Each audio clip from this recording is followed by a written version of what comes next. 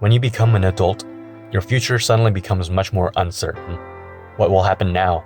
What do I want to do with my life? Who am I? Everything changes when you're an adult.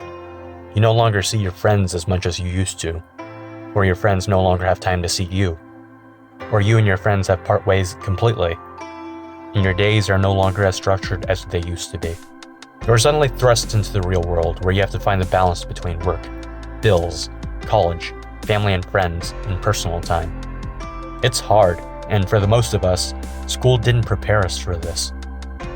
Mitski describes this experience in an interview with Rolling Stone regarding her song, Working for the Knife.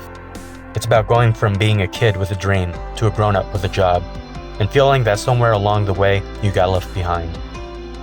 It's being confronted with a world that doesn't seem to recognize your humanity, and seeing no way out of it. Here, I think Mitski is saying that when you're an adult out in the real world, no one cares about you. Additionally, she states that there's no way out of this reality. The themes of the song are also reflected in the tone of the lyrics and the melody. The tone is very sorrowful and regretful, and with the melody, the pitch doesn't change all that much, as if it was depicting monotony and repetitiveness in one's life. Throughout the song, you get a sense of hopelessness for the speaker. In the first verse, the speaker laments not being able to create art like the filmmakers whose films she's watching, so much so that seeing others' works is agonizing for her. She states that she's in bondage to some antagonist that she calls the knife, whether that be an actual person, organization, society, or an abstract idea like despair or cynicism. Quick side note, we don't actually know if the speaker is a man or a woman, but for simplicity's sake, I'll just say that the speaker is a woman because Mitski is the one singing the lyrics and we associate her with the words she's singing. Sometimes, seeing others' success when we've failed or have yet to achieve success is a cause of envy for us. This envy in turn could cause us grief or anger at others. The youth experience this a lot with social media these days. They compare themselves with their friends or with celebrities, and this habit leads to misery for anyone who falls into it. At the time of this video, some of my friends have started their own families, graduated from college, or are making their start in exciting careers. There are times that I think I'm taking things too slowly, or things aren't working out for me. For example, I'm still a nobody on YouTube. I'm still working a job that I'm not entirely passionate about, and I largely haven't figured out my life yet. It's clear in the song from the first verse that the speaker wants to create, but she cannot because of the knife in her life. That not only traps her in a cycle of monotony, but is also unfulfilling for her. We see more of this as we go further in the song. In the second verse, we get to know the speaker more and what sort of artist she is. A storyteller. However, she says nobody cared about the stories she told. Following that, in the third verse, she says she feels abandoned by the world.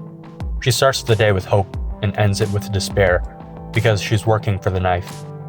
Again, not being able to do the things that she's passionate about is agonizing for her. Now, she's added reasoning for her doubts. Even if she was able to tell her stories, who would even listen? Who would care? This likely continues to trap her in the endless cycle of unfulfillment, which I don't blame her. She could quit her job without a backup plan, and if her career as an artist does not take off, she'll be without the money needed to take care of herself and others. She wouldn't be able to pay rent, utilities, phone or internet bills, food, transportation expenses, etc. A career as an artist is a difficult one, and not one that guarantees you success. Many artists weren't famous until after they died. That's a long time to suffer in poverty without a job. In the first line of the fourth verse, the speaker says, "I used to think I'd be done by 20. It's unclear to me what this might mean. Mitski seems to have left this ambiguous. Others think that she's saying the speaker thought she would be done with life entirely at age 20, i.e., she didn't think she'd live to see 21. The speaker states that at age 29, nothing has changed, and the future looks the same. Though she holds out some hope that her 30s will be different. In the last line of the fourth verse, she changes it up. It's no longer, I'm working for the knife, but I'm living for the knife. When you live for something, that's your purpose and your hope. I remember when I suffered depression in late middle school or early high school. What got me through each day was spending time with friends and family. There was some drama in my family at the time, and for the most part, I couldn't talk to my friends. We didn't have internet. I know, crazy times. So the only time that I could talk to them was when my brother let me use his hotspot, or we went somewhere with public Wi-Fi like McDonald's or the local mall. Then, more than 50% of the time, they were unresponsive. At this time in my life, I felt really lonely. I even had dreams where I was hanging out with my old friends, just like old times.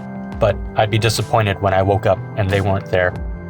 Still, with the interactions with the people I loved that were still in my life and those that loved me, the family that took me in when I didn't have anywhere to go, my cousin who I often spent time with, and who made me laugh during this stressful time, it was all still something for me to be grateful for.